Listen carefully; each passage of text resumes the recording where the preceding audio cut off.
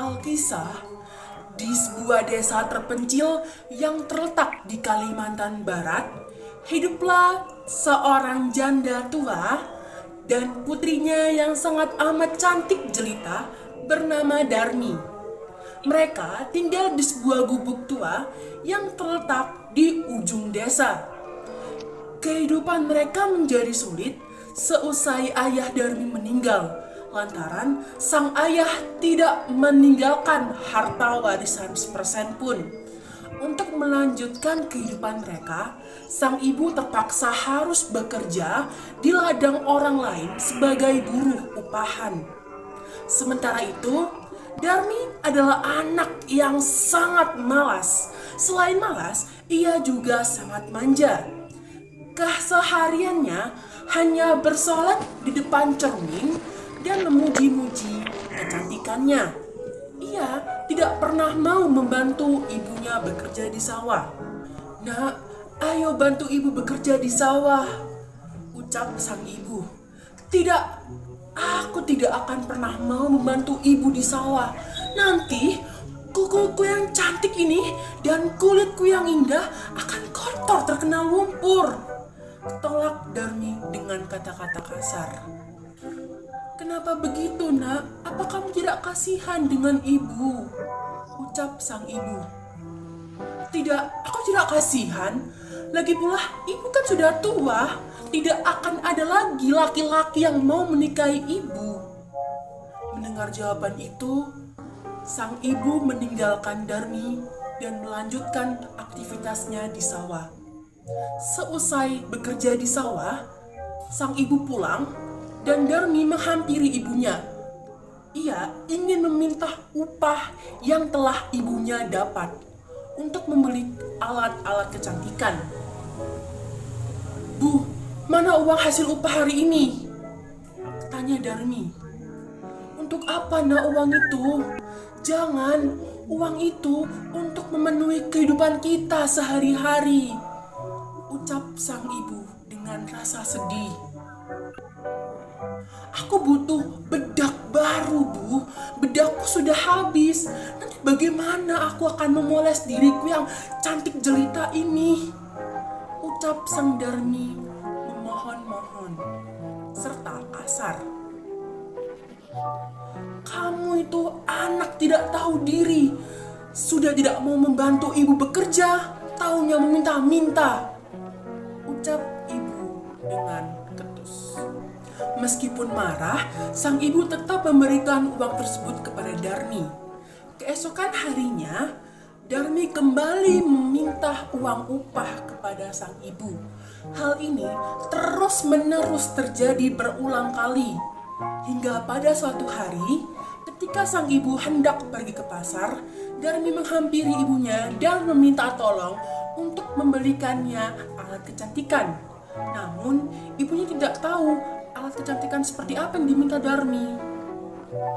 "Kalau begitu, ikutlah ibu ke pasar, nak," ucap sang ibu. "Tidak, aku tidak mau pergi dengan ibu," ucap Darmi menolak. Namun, dengan desakan yang diberikan oleh ibunya, akhirnya Darmi menyetujuinya.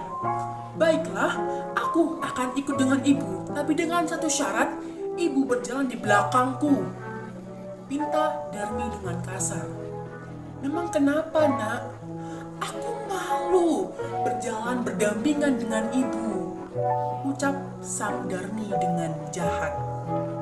"Kenapa harus malu? Aku ini ibu kandungmu," ucap sang ibu dengan wajah yang memelas. "Ibu harusnya berkaca. Lihatlah aku yang cantik jelita. Harus punya ibu seperti kau yang sudah tua dan keriput itu," ucap Darmi dengan jahatnya. Mendengar hal itu, ibunya merasa sangat amat sedih. Namun mau tak mau, ibunya menuruti permintaan Darmi. Akhirnya, mereka berjalan berdua, namun Darmi berada di depan sang ibu dan ibunya berjalan di belakangnya. Mereka berdua tidak tampak seperti ibu dan anak lantaran pakaian yang membedakan. Darmi menggunakan pakaian yang sangat cantik, sedangkan ibunya menggunakan pakaian yang sangat lusuh. Hingga kemudian di tengah-tengah perjalanan, mereka menemui salah satu teman Darmi yang berasal dari kampung lain. "Hei Darmi, hendak kemana kamu?" tanya temannya dengan keras. "Aku ingin ke pasar," jawab Darmi dengan pelan. "Lalu, siapa orang tua yang ada di belakangmu itu? Itu ibumu?" tanya temannya lagi. "Tentu saja bukan. Dia bukan ibuku.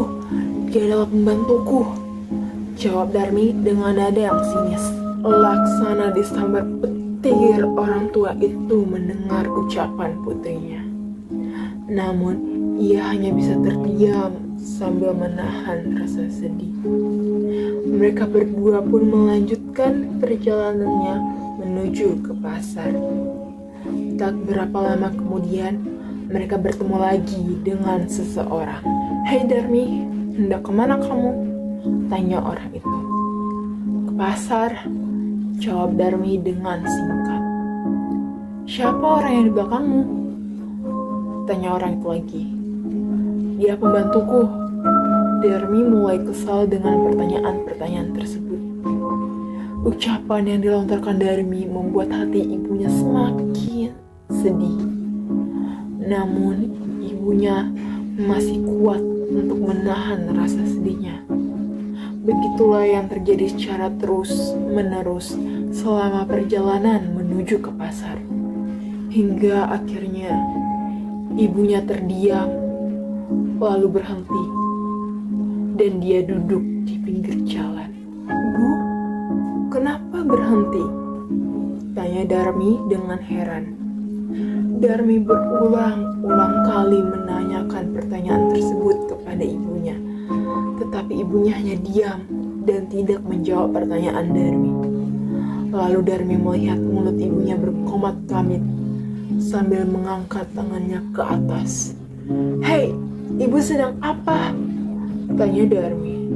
Namun ibunya tidak menjawab pertanyaan Darmi dan terus menengadahkan tangannya, meminta pertolongan Tuhan agar menghukum anaknya yang durhaka itu. "Ya Tuhan, ampunilah hamba yang lemah ini. Hamba sudah tidak sanggup menghadapi anak hamba yang durhaka ini. Berikanlah dia hukuman yang setimpal atas apa yang ia perbuat kepadaku." Beberapa saat kemudian, langit tiba-tiba mendung.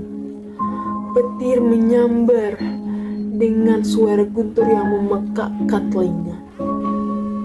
Perlahan-lahan, hujan pun turun dan kaki Darmi berubah menjadi batu. Darmi mulai panik setengah mati. Ibu, apa yang terjadi dengan kaki Darmi, Ibu? Ibu maafkan Darmi, Ibu. Darmi janji Darmi tidak akan mengulanginya lagi, Ibu. Ibu tolong balikkan Darmi menjadi kebentuk semula, Ibu. Tapi apa boleh dibuat? Nasi telah menjadi bubur. Tubuh Darmi perlahan-lahan menjadi batu. Darmi hanya bisa menangis dan menangis menyesali perbuatannya. Sebelum kepalanya menjadi batu, ibunya masih melihat Darmi meneteskan air mata. Tidak lama kemudian, langit menjadi cerah seperti sedia kala. Namun tubuh Darmi sudah sepenuhnya kaku seperti batu. Orang-orang yang melewati kejadian tersebut hanya bisa menatap Darmi yang telah menjadi batu. Mereka meletakkan batu Darmi bersandar ke tebing dan menamakan itu batu menangis.